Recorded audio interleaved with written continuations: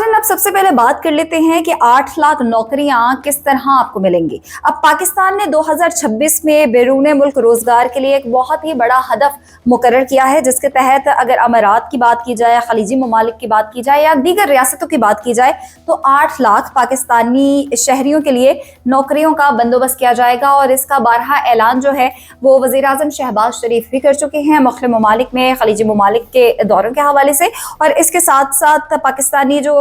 विफाकी वजीर बराए ओवरसीज पाकिस्तानी है चौधरी सालिक हुसैन, उनकी जानिब से भी कहा गया है और उन्होंने एक पूरी रिपोर्ट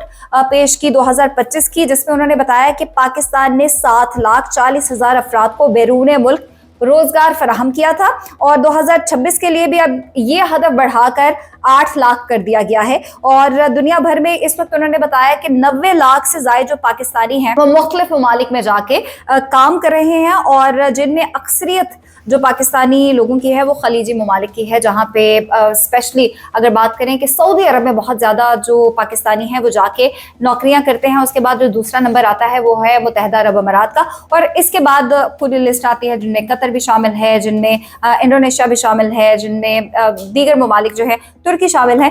उधर भी जाके जो पाकिस्तानी हैं वो जॉब्स करते हैं। जो सबसे मेन चीज़ है वो उन्होंने अपनी रिपोर्ट में ये जब बता रहे थे तो कहा था कि 2025 में ओवरसीज पाकिस्तानियों ने तकरीबन 40 अरब डॉलर पाकिस्तान भिजवाए हैं। इटली के साथ मुआहदा हो गया एक स्टैंडर्ड पे कि इधर से जो पाकिस्तानी है पहली दफ़ा वो एक गवर्नमेंट लेवल पे इटली जाएंगे और अपना रोजगार जो है वो चलाएंगे। इस चीज़ का अंदाज़ा हम इस तरह लगा सकते हैं कि जितने भी ओवरसीज पाकिस्तानी हैं, जितनी भी हुकूमतें आती हैं, उनका फोकस रहता है ओवरसीज पाकिस्तानियों पे, क्योंकि जो अपने मुल्क के लोग बाहर जाके काम कर रहे होते हैं और फिर वहां से वो अपने घरों को ही पैसे भेज रहे होते हैं, लेकिन उन पैसों के पाकिस्तान के अकाउंट्स में आना वो बहुत बड़ी मईशत के लिए रीढ़ की हड्डी इसलिए भी साबित होता है कि बाहर से जब पैसे आपके बैंक अकाउंट्स में आते हैं तो आपकी मईशत को बूस्ट मिलता है। तो ये जो ओवरसीज पाकिस्तानियों की उन्होंने तारीफ भी की थी। फिर हुकूमत जो है वो बैरून मुल्क रोजगार के लिए नए ममालिक की अब तलाश भी कर रही है। और दिसंबर की उन्होंने कहा कि 2025 में इटली ने आइंदा 3 वर्षों में पाकिस्तानी शहरियों को 10,500 नौकरियां देने का ऐलान किया था। और इसी तरह खलीजी ममालिक में भी सऊदी अरब ने भी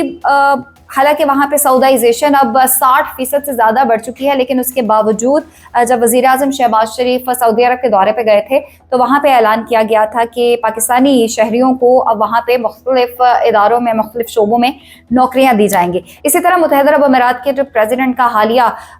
दौरा पाकिस्तान था उसमें भी उन्होंने ऐलान किया था और बहुत खुशगवार मुलाकात जो थी वो हुई थी वज़ीर आज़म पाकिस्तान शहबाज शरीफ के साथ, और वज़ीर ख़ारजा से भी उन्होंने मुलाकात की थी और मुख्तलिफ मुआहदों पर दस्तखत भी हुए थे। और